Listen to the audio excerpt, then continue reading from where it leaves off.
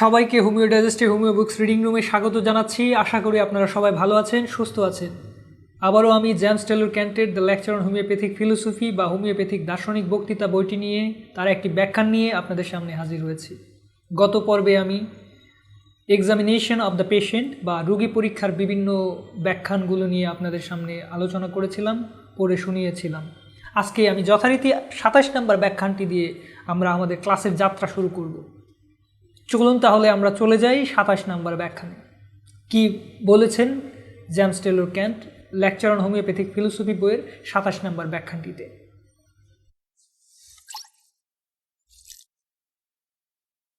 তরুণ ও প্রাচীন উভয় প্রকার উপবিশ্বসমূহের প্রশস্ত জ্ঞানার্জনের জন্য তোমাদের চেষ্টা করা কর্তব্য।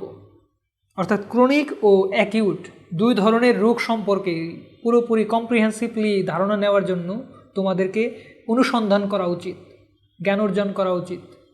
ক্যান্ট এটা বলছেন। সর্বাগ্রে অর্থাৎ সর্বপ্রথমে সমুদয় লক্ষণরাজি সাধ্যমতো আহরণপূর্বক, বিশেষত তাহার ক্রনিক ডিজিজ নামক গ্রন্থে হেনিম্যান প্রদত্ত লক্ষণরাজি অবলম্বনে সুরা উপবিশের আলেখ্য অর্থাৎ চিত্র পরিশীলনা করা কর্তব্য। অর্থাৎ পর্যাপ্ত তথ্য অনুসন্ধানের মাধ্যমে একটি সূরার যে মূল চিত্রটা আছে সেটিকে আমাদের অনুসন্ধান করা কর্তব্য। অতঃপর আমাদিগকে উপদংশ পীড়ার অর্থাৎ সিফিলিসের ইতিবৃত্ত প্রস্তুত করিতে হইবে। প্রথমে আমাদের সূরার যে নিজস্ব চরিত্র রয়েছে, নিজস্ব যে আলেখ্য অর্থাৎ চিত্র রয়েছে, তার যে শ্বাসটা রয়েছে সেটিকে আমাদের বিভিন্ন পেশেন্টের মধ্যে অনুসন্ধান করে সেই পুরো তথ্যগুলোকে সংগ্রহ করতে হবে এবং সূরার মূল সহজাত বৈশিষ্ট্য, তার নিজস্ব বৈশিষ্ট্য, তার চিত্রটাকে আমাদের বুঝে নিতে হবে। তারপর যেটা করতে হবে সেটি হচ্ছে সিফিলিস মায়াজমের ক্ষেত্রে সেই একই বিষয়। গ্রন্থরাজির সাহায্যে চিকিৎসাগার হইতে রোগী পর্যবেক্ষণের দ্বারা এবং অন্যান্য সম্ভাব্য ক্ষেত্রসমূহ হইতে তাহা সংগ্রহ করা যায়। এই তথ্য সংগ্রহের ক্ষেত্রে দেখা যায় যে আমাদের হসপিটালের সাহায্য নিতে হতে পারে বা অন্য কোনোভাবে মানুষের সহজাত বৈশিষ্ট্য দেখে বিভিন্নভাবে আমাদের এই অভিজ্ঞতা, এই তথ্য ভাণ্ডারকে সমৃদ্ধ করা যেতে পারে। এই সমুদয় অত্যন্ত সাধারণ বিষয়। ইহাদের দ্বারা মনুষ্পটে অর্থাৎ মনে একটি, দুটি কিংবা তিনটি আলেখ্যে মানবজাতির সমুদয় প্রাচীন পীড়ার সুষ্ঠু চিত্র উদিত হয়। অর্থাৎ সমগ্র মানব জাতির, আমরা যদি অনেক মানুষের মধ্যে এই সূরা নিয়ে পর্যবেক্ষণ করি, সূরার যে নিজের সহজাত বৈশিষ্ট্য রয়েছে সেই বিষয়টিকে কিন্তু আমরা বুঝতে পারবো। তখন বুঝতে পারবো সূরা কিভাবে অতীত থেকে বর্তমানে ফ্লো করেছে, কিভাবে তার চেহারার পরিবর্তন ঘটেছে, কিভাবে সে বিবর্তিত হয়েছে, তার ইভ্যালুয়েশন কিভাবে হয়েছে, সেই বিষয়টি কিন্তু আমরা সূরা, সিফিলিস, সাইকোসিস সবার ক্ষেত্র থেকে বুঝতে পারবো যদি আমরা গভীর অনুসন্ধানের মাধ্যমে এই জিনিসগুলোকে খেয়াল করার চেষ্টা করি। প্রথমে সূরা উপবিশ অনুশীলন করো, কারণ উহাই মানবজাতির সমুদয় পীড়ার একমাত্র ভিত্তি। সমগ্র মানবজাতিকে একটা বিরাট কুষ্ঠরোগগ্রস্তের সমষ্টি বলিয়া অনুমিত হইবে। এইবার তাহাতে উপবিংশ আশ্রিত করো, এইবার তার সাথে উপবিংশকে যোগ করো, তখন সেই জঘন্য অবস্থা জঘন্যতর হইয়া উঠবে। অর্থাৎ প্রথমে যেটা বলছে কেন, যে প্রথমে সূরাকে আগে চিনে নাও, তার যে আলেখ্য আছে, তার যে চিত্র আছে, সেই চিত্রটিকে আগে ধারণ করো। তারপর দেখবে যে এই পুরো মানবজাতি যেন কুষ্ঠরোগ আক্রান্ত, অর্থাৎ জঘন্য একটা অবস্থার মধ্যে দিয়ে আসছে। এবং তারপরে যখন তুমি সিফিলিস নিয়ে অনুসন্ধান করবে, সিফিলিসের যে চিত্রটা রয়েছে, যে চিত্রটা পাবে, সেটা যদি সূরার সাথে মিলিয়ে দাও, তখন দেখবে এই জঘন্য অবস্থা আরও জঘন্যতর হয়েছে। অতঃপর তাহাতে প্রমেহ যুক্ত করো, অর্থাৎ সাইকোসিসের যে চিত্র রয়েছে, অনুসন্ধানের মাধ্যমে যে চিত্র পাবে সেটাকে যোগ করো। সংযুক্ত করিলে মানব সমাজের পীড়ার বিস্তীর্ণ ক্ষেত্র আমাদের দৃষ্টিগোচর হইবে। তখন তুমি মানব জাতির যে সামগ্রিক খারাপ অবস্থার মধ্যে রয়েছে, যে অসুস্থতার যে প্রভাবটি রয়েছে, মায়াজমের যে প্রভাবটি রয়েছে, তখন তুমি পুরো বিষয়টি সম্পর্কে দৃষ্টিগোচর, তোমার সামনে পুরো বিষয়টি দৃষ্টিগোচর হয়ে যাবে, পুরো বিষয়টি তুমি বুঝতে পারবে। প্রথমে সূরা, তারপর তার সাথে সিফিলিস যোগ করো, তারপর সাইকোসিস যোগ করো, দেখবে যে পুরো মানব জাতি কোন অবস্থায় রয়েছে। তারপরে আমাদিগকে অগ্রসর হইতে হবে এবং প্রত্যেক তরুণ উপবিশ্বসমূহকে একিউট মায়াজমকে গ্রন্থসমূহ হইতে পর্যবেক্ষণের দ্বারা তথা যাবতীয় সম্ভবপর সূত্র হইতে সতর্কভাবে অনুশীলন করিতে হইবে। তার জন্য ইহা যত্নপূর্বক এরূপভাবে কাগজে সাজাইয়া লিখিতে হইবে যাহাতে উহা চিত্তের সম্মুখে একটা আলেখ্যবৎ অর্থাৎ চিত্রের মতো প্রতিভাত হয়, চিত্রের মতো দেখা যায়, একটা নির্দিষ্ট গঠনে একটা আকৃতি যেন হয়। অর্থাৎ আমরা যখন তথ্য সংগ্রহ করব, যদি একটি ধারাবাহিক প্রক্রিয়ায় এই তথ্যগুলো সংগ্রহ না করি, তাহলে কিন্তু আমরা একটা বিকলাঙ্গ চিত্র পাব। যেমন ধরুন, একটি মানুষ আপনার সামনে দাঁড় করানো হলো, তার একটি হাত নেই, তাহলে কি তখন তাকে পূর্ণ সুস্থ মানুষ বলবেন? অবশ্যই না, তাকে বিকলাঙ্গ বলবেন। কারণ একটি অংশ তার মধ্যে পূর্ণতা পায়নি, একটি অংশ তার মধ্যে নেই, সে পুরোপুরি পূর্ণতার পায়নি, যার ফলে সে বিকলাঙ্গ। অনুরূপভাবে যখন তথ্য সংগ্রহ করা হবে, তখন যদি একটি নির্দিষ্ট ধারাবাহিকতায় পুরো জিনিসটিকে সুসজ্জিত না করা হয়, তখন দেখা যাবে কিছু জিনিস থাকবে, কিছু থাকবে না, অর্থাৎ বিকলাঙ্গ একটি চিত্র আমরা পাব। সেটি যেন না হয়। হাম্পিরার সামান্য কয়েকটি মাত্র বৈশিষ্ট্য আছে, ইহা প্রতিচ্ছবি চিত্রের সম্মুখে উপস্থিত করা যায়। এইরূপে প্রত্যেকটি তরুণ উপবিষ্কে একিউট মায়াজমকে পিৎজর প্রভৃতি সংক্রান্ত রোগসমূহ এবং অদ্যাবধি যে সমুদয় জনপদব্যাপী ও স্বল্প স্থানাবদ্ধ পীড়া পরিলক্ষিত হইয়াছে, অর্থাৎ সোরা সিফিলিস সাইকোসিসের প্রভাবে মানুষের মধ্যে যে ধরনের অবস্থাগুলো তৈরি হয়েছে সেগুলোর তথ্য সংগ্রহ করতে হবে। এছাড়াও এখনও যে বিভিন্ন জনপদের মধ্যে বিভিন্ন অবস্থাগুলো, খারাপ অবস্থাগুলো তৈরি হয়ে আছে, সেগুলোর তথ্যও কিন্তু এর মধ্যে সংযুক্ত করতে হবে।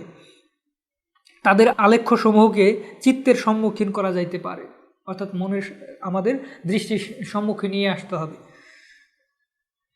প্রতিচ্ছবির ন্যায় ইহাদের চিত্তের সম্মুখে উদিত হওয়া প্রয়োজন। ইহাদের সকলেরই লক্ষণ সমষ্টি পর্যালোচনার দ্বারা প্রকৃত ব্যাধিরূপে প্রমাণসিদ্ধ বলা যায়। কোনো চিকিৎসকই লক্ষণরাজি অবলম্বনে কোনো বিচার্য রোগের পরিচালনা দ্বারা প্রয়োজন অতিরিক্ত জ্ঞান অর্জন করিতে পারেন না। প্রাক্তন গ্রন্থসমূহ চিকিৎসকের মনে রোগের সর্বোত্তম আলেখ্য উপস্থাপিত করে, কারণ তাহাদের লক্ষণরাজি অবলম্বনে পীড়ার বর্ণনা করা হইয়াছে। কিন্তু গোচর সাধ্য, অর্থাৎ দেখা যায় এমন হলেও গোচর সাধ্য বৃত্তান্তের শ্রেষ্ঠতম তত্ত্ব এই প্রণালীতে প্রাপ্ত হওয়া যায়। ইদানীং রোগীদিগকে স্বাভাবিক ভাষায় তাহাদের রোগ বৃত্তান্ত বলিতে দেওয়া হয় না। এখন চিকিৎসক বলেন, আমি উহা শুনিতে চাহি না। অর্থাৎ পেশেন্ট যে তার স্বাভাবিক ফ্লো নিয়ে ডাক্তারের সামনে একটা জিনিস উপস্থাপন করবে, অনেক সময় দেখা যায় এটা করতে দেওয়া হয় না, তাকে থামিয়ে দেওয়া হয়, তার প্রকাশকে সাপ্রেসড করা হয়, দমিত করা হয়, যার ফলে তার ভিতরের, তার মধ্যে যে প্রকাশিত সমস্যার পুরো চিত্রটি আমরা পাই না। এটি অনেক সময় অনেক কারণে হয়। একজন ডাক্তারের ব্যস্ততার জন্য হতে পারে, তার নিজস্ব দর্শনের জন্য হতে পারে, বিভিন্ন ক্ষেত্রগুলো থেকে তিনি এই ধরনের আচরণ একজন পেশেন্টের সাথে করে থাকেন, যেটি আদৌ কোনো একটি আদর্শ চিকিৎসকের বৈশিষ্ট্য নয়। রোগীর কথায় বৃত্তান্ত তাহার ব্যবস্থাপত্র লিখন কার্যে বিঘ্ন সংঘটিত হয়। এখন রোগ বৃত্তান্ত লিখিয়া লওয়ার রেওয়াজ নাই। উদাহরণস্বরূপ, এই প্রতিষ্ঠানের অন্তর্গত কোনো একটি চিকিৎসাগারের বিষয় গ্রহণ করো। প্রতিদিন, প্রতি সপ্তাহে প্রত্যেক রোগীকে কোন ঔষধ প্রয়োগ করা হইতেছে তাহা তোমরা কিরূপে স্মরণ রাখিবে। প্রাচীন চিকিৎসা পদ্ধতিতে এই বিষয়ের গুরুত্ব গ্রাহ্য করা হয় না। রোগীকে বৃহৎ মাত্রায় ঔষধ প্রয়োগ করা মাত্রই তাহাদের উদ্দেশ্য।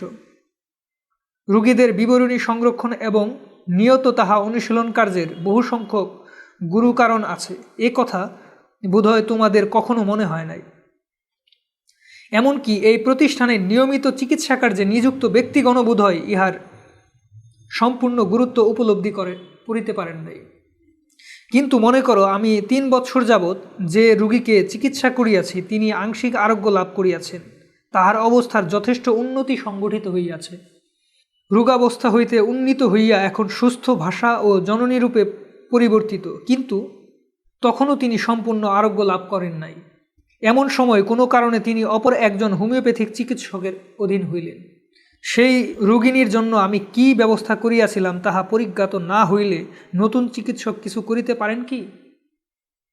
এই নগরে অবস্থানকালে যে চিকিৎসকের দ্বারা অধিকতর উপকার লাভ হইয়াছে তাহার প্রতি রোগীর বিশ্বাসপরায়ণ এবং অকপট থাকা বিশেষ আবশ্যক। কোনো বিবেকবান চিকিৎসক কখন অপর চিকিৎসকের বৃত্তি আত্মসাৎ করিবার চিন্তা মনস্থ করিতে পারেন না। অর্থাৎ এই ক্ষেত্রে ক্যান্ট যেটি বলছেন যে আমরা যারা চিকিৎসা করি তারা প্রতিদিন বা প্রতি সপ্তাহে বা প্রতি মাসে অনেকজন রোগীর সাথে কথা বলতে হয়, অনেক ধরনের সমস্যা সমাধান করতে হয় এবং অনেক রোগীর ক্ষেত্রে অনেক ধরনের ঔষধ প্রয়োগ করতে হয়। এই তথ্যগুলো যদি আমরা লিপিবদ্ধ করে না রাখি একটি সুশৃঙ্খল প্রক্রিয়ার মাধ্যমে, তাহলে কি হবে? তাহলে আমরা একটি রোগীর অবস্থার মূল্যায়ন করতে ব্যর্থ হব, যে এই 1 মাস আগে রোগীর কোন অবস্থায় ছিল, এখন বর্তমানে কি। রোগী তো আর এটা মূল্যায়ন করতে পারবে না, সে তো তার ভাষায় বলে যেতে থাকবে, কিন্তু ডাক্তারকে তো মূল্যায়ন করতে হবে যে সে কি আদৌ সুস্থ হচ্ছে, বা কি ধরনের অবস্থা তার মধ্যে এখন তৈরি হয়েছে, বা অতীতে কি অবস্থা ছিল, এখন কি ইন্টারকারেন্ট কোনো ঔষধ লাগবে কিনা, বা তার মায়াজমেটিক কোনো ধরনের কোনো অ্যান্টিমায়াজমেটিক এখন এই টাইমটা তার লাগবে কিনা। এই পুরো বিষয়গুলো কিন্তু আমরা যদি সুশৃঙ্খলভাবে কেস টেকিং করে রাখি তাহলে কিন্তু বোঝা সম্ভব। যদি না করে রাখি তাহলে কিন্তু আমরা একটা গোলক ধাঁধার মধ্যে পতিত হব। তারপর দেখা যায় যে একটা পেশেন্টকে অনেক দিন পর্যন্ত চিকিৎসা করার মাধ্যমে একটি ক্রিটিক্যাল অবস্থা থেকে কিছুটা স্বাভাবিক অবস্থায় তাকে নিয়ে আসা হয়েছে। তখন যদি সেই পেশেন্টটি অন্য কোনো চিকিৎসকের কাছে চলে যায়, গমন করে, তখন যে নতুন ডাক্তারের কাছে তিনি গেলেন, তখন তিনি কি ব্যবস্থা তার জন্য করবেন? তিনি যদি অতীত হিস্ট্রি তার না জানেন যে ওনার ক্ষেত্রে কি ধরনের ওষুধগুলো প্রয়োগ করা হয়েছে, যদি এগুলো জানা থাকে তাহলে কিন্তু পরবর্তী স্টেপে সিদ্ধান্ত নিতে ডাক্তারের খুবই সুবিধা হবে। কিন্তু এই ক্ষেত্রে একটি বিষয়, পেশেন্ট যদি স্বতঃস্ফূর্তভাবে একজন ডাক্তারকে ত্যাগ করে অন্য ডাক্তারের কাছে যান সেটা স্বাভাবিক, কিন্তু একজন আদর্শ ডাক্তার কিন্তু কখনোই ইনফ্লুয়েন্স করে একটি পেশেন্টকে তার নিজের কাছে নিয়ে যেতে পারবে না। এটি আদর্শ ডাক্তারের বৈশিষ্ট্য নয়, এটি ডাক্তারের আদর্শই নয়। কোনো সুদক্ষ চিকিৎসকের বৃত্তি হস্তগত করিবার মতো অহমিকা আমার নাই। অপর সমুদয় বিষয় অপেক্ষা অর্থলাভের চিন্তা যাহারা নিয়োজিত, কেবল তাহারাই তোমাদের কর্মক্ষেত্রে অনধিকার প্রবেশ করিবে এবং তোমাদের রোগীগণের জন্য ব্যবস্থা প্রদান করিবে। অর্থাৎ যারা প্রতি মুহূর্তে কেবল অর্থনৈতিক বিষয় নিয়ে চিন্তিত, তারাই কেবল তোমার রোগীর ক্ষেত্রে অনুপ্রবেশ ঘটিয়ে তোমার কাছ থেকে রোগীকে ইনফ্লুয়েন্স করে তাদের ক্ষেত্রে নিয়ে যাবে। অর্থাৎ চিকিৎসাটা যাদের ক্ষেত্রে বাণিজ্য হিসেবে পরিগণিত হয়, তারাই কেবল এই কাজটি করতে পারে। The physician ought ever after to have this image before the eyes two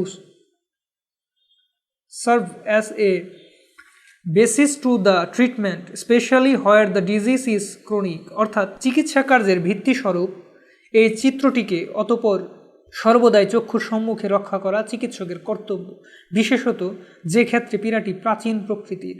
যদি রোগীর ইতিবৃত্ত সংগ্রহ করা না থাকে, তাহা হইলে তোমাদের অবস্থা সমুদ্রপথে দিক নির্ণয়বিহীন অথবা কর্ণধারবিহীন নাবিকের ন্যায় হইয়া উঠিবে। অর্থাৎ অনেক দিন একটা পেশেন্ট অন্য চিকিৎসকের কাছে সে চিকিৎসারত অবস্থায় ছিল, সে কোনো কারণে যদি আমার কাছে চলে আসে, তখন এতদিন তাকে কি চিকিৎসা করা হয়েছে এবং কোন অবস্থায় ছিল তার হিস্ট্রিটা যদি আমার কাছে সোপর্দ না করা হয়, তখন কিন্তু আমার অনেকটা সমস্যা ফেস হবে তাকে উপযুক্ত চিকিৎসা প্রদানের ক্ষেত্রে।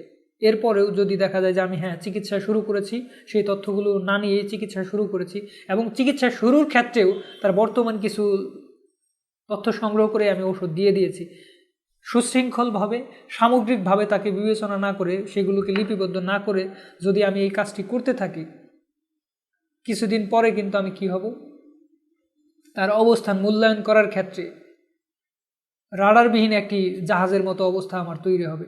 অর্থাৎ যার কোনো নির্দিষ্ট গন্তব্য থাকবে না, সে নিজেও জানে না, জাহাজটি জানে না, যে জাহাজের নাবিক জানে না যে সে কোন দিকে যাবে, কারণ রাডার থেকে সে বিচ্ছিন্ন হয়ে পড়েছে। তখন কিন্তু সমুদ্রের মধ্যে সে ঘুরপাক খেতে থাকবে। সেই অবস্থা কিন্তু একজন চিকিৎসকের হয়ে যাবে। হ্যানিম্যান বলেন, রোগী বিবরণের সাহায্যে তোমরা পীড়ার সমুদয় অর্থাৎ রোগের সমুদয় দিক পরিশীলনা করিতে পারিবে, অর্থাৎ সামগ্রিক দিক পরিশীলনা বুঝতে পারবে এবং তাহার মধ্য হইতে রোগের চারিত্রিক লক্ষণসমূহ সংগ্রহ করিতে সক্ষম হইবে। অর্থাৎ তোমাদের মনে পীড়ার প্রকৃতি নিরন্তর প্রকটিত হইবে, অর্থাৎ পীড়ার যে বৈশিষ্ট্য রয়েছে, তার চরিত্র রয়েছে, এইগুলো নিরন্তর প্রকট হইতে থাকবে, অর্থাৎ সামনে চলে আসবে, দৃষ্টির সামনে চলে আসবে যদি আমরা যথার্থভাবে কেস টেকিং করি, তার তথ্য সংগ্রহ করি। মন হইতে পীড়ার আলেখ্য অর্থাৎ পীড়ার চিত্র অপসৃত হইলে, মন থেকে সরে গেলে তাহার প্রকৃতি পরিজ্ঞাত পর্যন্ত বিলুপ্ত হয়ে যায়। যদি আমরা এগুলো সংগ্রহ করে না রাখি, তাকে দেখে রোগের অবস্থাটা মনের মধ্যে মনের ভিতরে আমরা কোনো ধরনের কোনো ডকুমেন্টস ছাড়া তাকে দেখে কেবল সেটি ব্রেনের মধ্যে চিন্তার মধ্যে তুলে রাখলাম, কি হবে? কিছুদিন পর যখন ওই চিন্তার শক্তি থেকে অন্যান্য পেশেন্টের তথ্যগুলোতে মস্তিষ্ক ভারাক্রান্ত হয়ে যাবে, তখন কিন্তু সেটি আর ওইভাবে থাকবে না। তখন কিন্তু ওই রোগের পুরো প্রক্রিয়াটাকে, পুরো চিত্রটিকে কিন্তু আর বোঝা সম্ভব হবে না পরবর্তীতে। এই স্থলে এমন একটি বিষয় উপস্থিত যার সম্বন্ধে তোমাদের জ্ঞান থাকা আবশ্যক। তোমাদের প্রথম ব্যবস্থাপত্র রোগীকে প্রদান করার পর সম্ভবত তোমরা রোগের বৃদ্ধি দেখিতে পাইবে। এই বৃদ্ধি সংঘটিত হইবার তারিখটি এবং উহার স্থায়িত্বকাল বা ডিউরেশন জানিয়া রাখা ভালো। যদি সেই ব্যাধি ক্ষেত্রে কোনো পরিবর্তন সংঘটিত না হয়, রোগের একই আলেখ্য চিত্রে প্রতিফলিত হইতে থাকে, অর্থাৎ মনের মধ্যে যদি রোগের সেই অবস্থাটি আমরা দেখতে থাকি, প্রতিফলিত হতে থাকে, তখন পরিবর্তন সংঘটিত হইলে এবং লক্ষণসমূহের নিরন্তর পরিবর্তন সংঘটিত হইতে থাকিলে তোমরা সহজেই বুঝিতে পারিবে যে তখন কোন ঔষধ প্রয়োগ করা চলবে না। অর্থাৎ নিরন্তর যখন পরিবর্তন হইতেছে। আর এই পরিবর্তনটি কিভাবে বোঝা যাবে? যখন আমরা সেটিকে তার পুরো তথ্যগুলোকে নোট ডাউন করে রাখব। পুরো তথ্যগুলোকে নোট ডাউন করে রাখলে পরবর্তী ভিজিটে আমরা মূল্যায়ন করতে পারবো যে তার এই অবস্থায় ছিল, এই অবস্থায় আসছে, এখন কি ঔষধ প্রয়োগ করা যাবে কিনা। তখন কিন্তু আমাদের ওই যখন আমরা কম্পেয়ার করব, কম্পেয়ারিজমের মাধ্যমেই কিন্তু আমরা পরবর্তী সিদ্ধান্তটি নিতে পারবো। কিন্তু দেখা যায় আমাদের যদি বেসমেন্ট না থাকে, তখন যদি আমরা উপযুক্ত তথ্যগুলো সংগ্রহ করে না রাখি, যথাযোগ্যভাবে সেগুলোকে সংরক্ষণ না করি, তাহলে কিন্তু মূল্যায়নের কোনো রাস্তা থাকলো না। কারণ সেখানে আপনি কার সাথে মূল্যায়ন করবেন? মূল্যায়ন করার ক্ষেত্র তো নেই সেখানে। যে সমুদয় লক্ষণ নিয়ত আসা যাওয়া করিতে থাকে, তাহারা কাহাকেও কোনো কর্তব্য নির্দেশ করিতে পারে না। অর্থাৎ চিকিৎসা চলাকালীন সময়ে যদি দেখা যায় যে প্রতিনিয়তই লক্ষণ অনফ হচ্ছে, আসছে যাচ্ছে, তখন কিন্তু এই সময়টিতে আমাদের কি ধরনের সিদ্ধান্ত নেব, এই বিষয়টি কিন্তু আমরা বুঝবো। আমরা যদি পূর্ববর্তীতে পেশেন্ট যখন এসেছিলেন তখন যদি তার তথ্যগুলো সঠিকভাবে আমরা কেস টেকিংয়ের মাধ্যমে সংরক্ষণ করে থাকি, তাহলেই কিন্তু পরবর্তীতে আমরা এই জিনিসগুলোকে মূল্যায়ন করতে পারবো, বুঝতে পারবো এবং পরবর্তী পদক্ষেপ গ্রহণ করতে পারবো। যদি শুরুর দিকে এই তথ্যের মধ্যে কোনো ল্যাকিংস থাকে, কোনো ধরনের গ্যাপ থাকে, তাহলে কিন্তু পরবর্তীতে আমরা এই কম্পেয়ারিজম করতে পারবো না, তখন আমরা সঠিক সিদ্ধান্ত নিতে পারবো না, কারণ আমাদের বেসমেন্টটি তখন নেই। আর বেসমেন্টে যদি আমরা শক্তপোক্তভাবে খুব ভালোভাবে সংরক্ষণ করে রাখি, পরবর্তীতে যে কোনো সময় তার সমস্যা হলে আমরা সেই মূল অংশের সাথে মূল্যায়ন করে কিন্তু খুব সহজে একটি সিদ্ধান্ত নিতে পারবো। তখন একটা প্রচণ্ড বিশৃঙ্খল উপস্থিত হইয়া লক্ষণরাজির ক্ষেত্র পরিবর্তন হইতেছে, তাহারা আবির্ভূত এবং তিরোহিত হইতেছে, অর্থাৎ আসছে যাচ্ছে। ব্যবস্থা প্রদানের পর হয়তো 1 হইতে 3 সপ্তাহ কাল যাবৎ এই অবস্থা চলিল। এই সমুদয় বিষয়ের উপর তোমাদের লক্ষ্য রাখিতে হইবে এবং অপেক্ষা করিতে হইবে।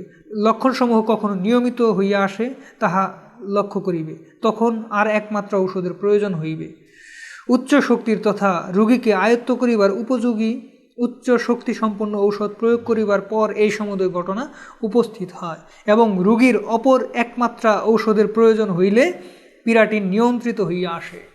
অর্থাৎ যখন দেখা যায় যে ঔষধ প্রয়োগ করার পর একটা 2-3 দিন পর থেকে 10-15 দিন পর্যন্ত লক্ষণগুলো আপস অ্যান্ড ডাউনস হচ্ছে, আসছে যাচ্ছে, বাড়ছে কমছে, নতুন লক্ষণ দেখা দিচ্ছে, আবার চলে যাচ্ছে, একটা আপস অ্যান্ড ডাউনসের মধ্যে দিয়ে পেশেন্টের সব কিছু যাচ্ছে, তখন কিন্তু বুঝতে হবে যে একটা রিপেয়ারিং প্রক্রিয়া তার মধ্যে চলছে।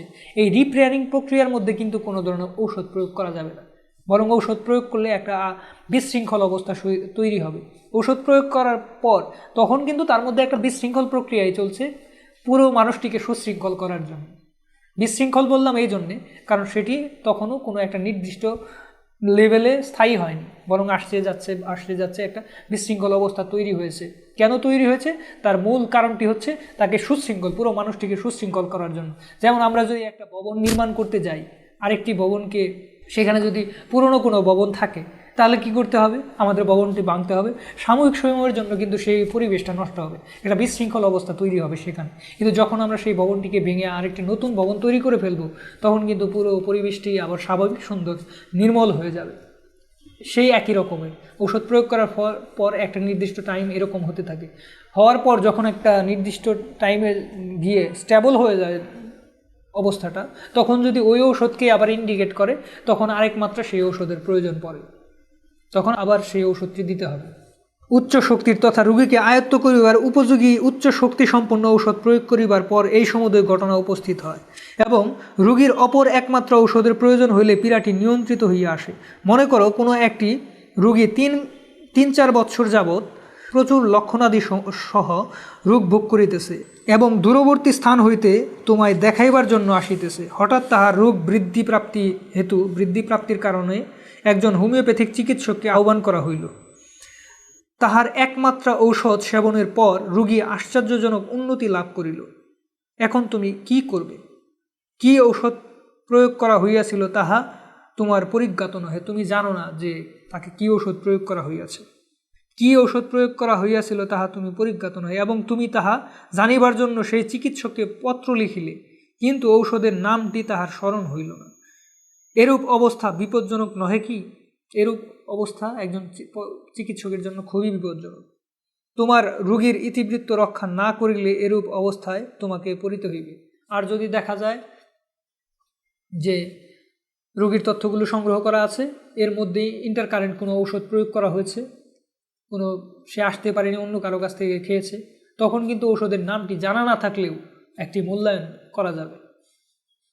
আমি প্রত্যক্ষ করিয়াছি যে এক নগর হইতে অন্য নগর অথবা এক চিকিৎসকের হস্ত হইতে অপর চিকিৎসকের হস্তে রোগীকে পাঠাইবার সময় আমাদের শ্রেষ্ঠতম চিকিৎসকগণ অধিকাংশ ক্ষেত্রে অত্যন্ত দায়িত্বহীনভাবে কার্য করে। অপর একটি হ্যানিম্যানপন্থীর এবং আমার মধ্যে এই কার্যের অভ্যাসটি উভয়ের পক্ষেই বেশি প্রীতিজনক হইয়াছে। ক্যান্ট বলছেন যে এই তথ্য আদান প্রদানের ক্ষেত্রে একটি পেশেন্ট যদি অন্য পেশেন্টের কাছে চলে যায়, তখন তার সাবেক যে ডাক্তার ছিল, সাবেক যে চিকিৎসক ছিল, সেই চিকিৎসকের কাছ থেকে তথ্য নিয়ে আসার ক্ষেত্রে পেশেন্ট তো আর জানে না, এই ক্ষেত্রে পুরো ক্রেডিটটি, পুরো দায়িত্বটাই হচ্ছে সেই চিকিৎসকের। তিনি কিন্তু এই ক্ষেত্রে ক্যান্ট বলছেন খুব ভালো ভালো চিকিৎসককেও আমি দেখেছি যে তারা দায়িত্বজ্ঞানহীনতার পরিচয় দেন, কিন্তু আমার এবং হ্যানিম্যানের ক্ষেত্রে কিন্তু এই জিনিসটি খুব ভালো ছিল। অভ্যাসটি খুবই চমৎকার একটি অভ্যাস ছিল তথ্য আদান প্রদান করার। তাহার কোনো রোগীকে আমার নিকট পাঠাইবার সময় কোনো ঔষধ রোগীকে প্রয়োগ করা হইয়াছে তাহা তিনি আমাকে জানান। আমিও সেই রূপে কোনো রোগীকে তাহার নিকট পাঠাইবার সময় কোন ঔষধ প্রয়োগ করা হইয়াছিল বা প্রয়োগ করেছিলাম তাহাকে জানাইয়া থাকি। যখন কোনো রোগীর হস্তান্তরে অন্য চিকিৎসকের নিকট গমন করে, তখন এই রূপে ঔষধের বিষয় জ্ঞাপন করা চিকিৎসকের কর্তব্য কার্য। অন্যথায় এরূপ রোগীকে উত্তম চিকিৎসকের তত্ত্বাবধানে অর্পণ করা কর্তব্য, যদি রোগীর গন্তব্যস্থলে সেরূপ উপযুক্ত কোনো চিকিৎসক থাকেন। এই বিষয়টি 105 নম্বর সূত্রের ভূমিকা স্বরূপ, যাহা আমাদিগকে ব্যবহারিক সদৃশ বিধানের দ্বিতীয় স্তরে পরিচালিত করে। এই ছিল জেমস টেলর ক্যান্টের লেকচার অন হোমিওপ্যাথিক ফিলোসফি বইটির 27 নম্বর ব্যাখ্যান। এখানে তিনি একজন রোগীর রেকর্ড কিপিং অর্থাৎ তথ্য সংগ্রহের বিষয়টির গুরুত্ব তুলে ধরেছেন। এই তথ্যগুলো সংগ্রহ করলে আমরা বিভিন্ন সময় কী ধরনের সুবিধার মধ্যে দিয়ে যেতে পারি, আর তথ্যগুলো সংগ্রহ না করলে আমরা কী ধরনের অসুবিধার সম্মুখীন হই, এবং একজন ডাক্তারের কাছ থেকে একজন রোগী অন্য ডাক্তারের কাছে গেলে নতুন ডাক্তারের কাছে পাঠানোর ক্ষেত্রে সাবেক ডাক্তারের কী ধরনের ভূমিকা এখানে পালন করতে হয়, এখানে এই বিষয়গুলো কিন্তু অত্যন্ত সুন্দর আলোচনার মাধ্যমে পুরো বিষয়টি কিন্তু আমাদের সামনে তুলে ধরেছেন। অত্যন্ত গুরুত্বপূর্ণ একটি ব্যাখ্যান, কারণ এই ক্ষেত্রে কেস সংরক্ষণের বিষয়টি যেটি অত্যন্ত গুরুত্বপূর্ণ একটি ব্যাপার, এবং এক চিকিৎসকের কাছ থেকে অন্য চিকিৎসকের কাছে একটি পেশেন্টকে পাঠালে কী ধরনের এখানে কর্তব্য জ্ঞান একজন আদর্শ চিকিৎসকের থাকা প্রয়োজন, এই বিষয়গুলো কিন্তু তুলে ধরেছেন।